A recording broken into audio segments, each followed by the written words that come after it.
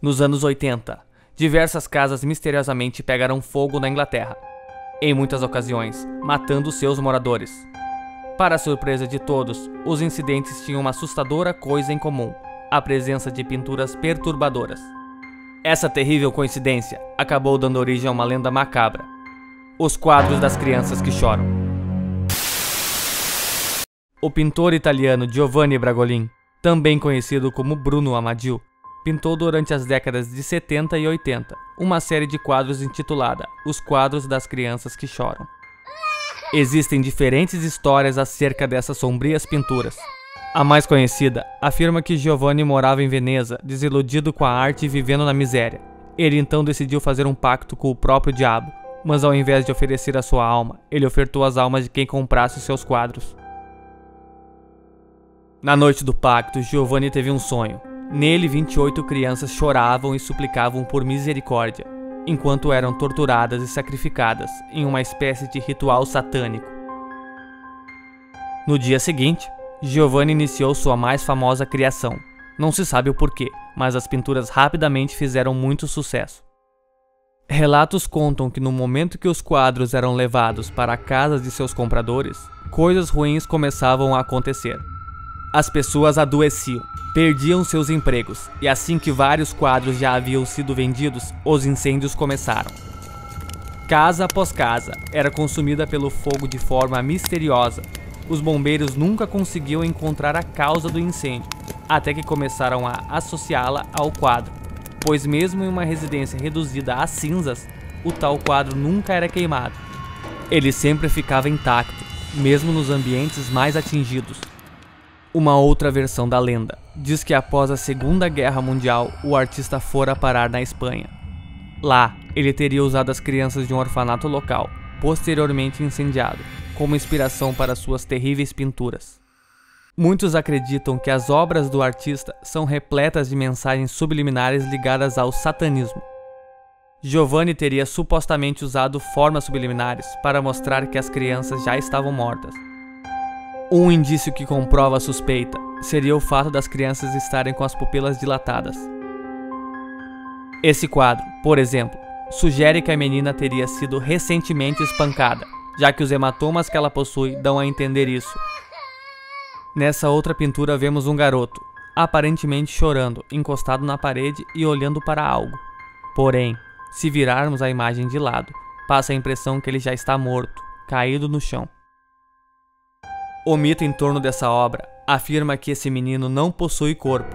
Ele teria tido sua cabeça decapitada e logo depois colocada em cima de uma pedra.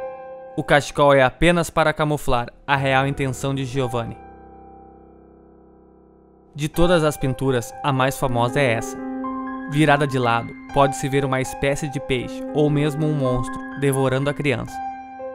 Segundo um boato, o menino da imagem morreu em um orfanato que pegou fogo. A partir desse momento, o espírito do garoto ficou preso no quadro. Durante a noite, ele saía para incendiar as casas. A angustiante expressão dessa criança que olha para cima não é o pior dessa pintura. Se colocada de cabeça para baixo, podemos perceber uma mão que enforca a menina. Pela internet, circulam rumores que o pintor arrependido chegou a aparecer no programa Fantástico nos anos 80. Apelando para que as pessoas jogassem fora as suas reproduções. Talvez o fato de Fantástico ter noticiado o assunto nos anos 80 explicaria como a lenda se tornou também tão popular aqui no Brasil.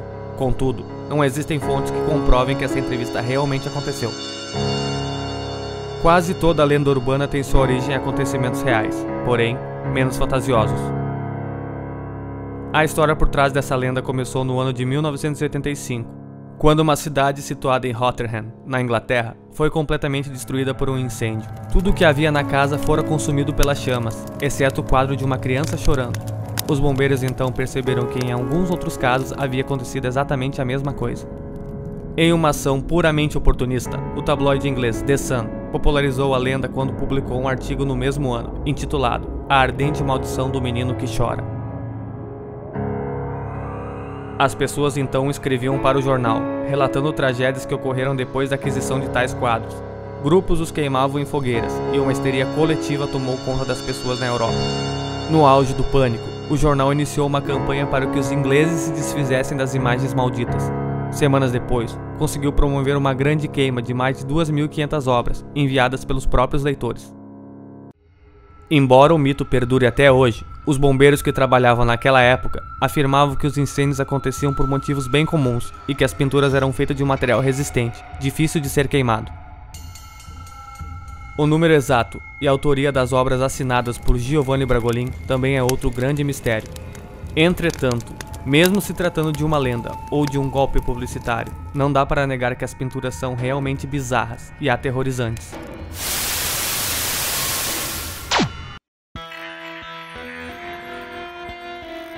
Sendo assim, permanece o mistério. Será que os quadros das crianças que choram são realmente amaldiçoados?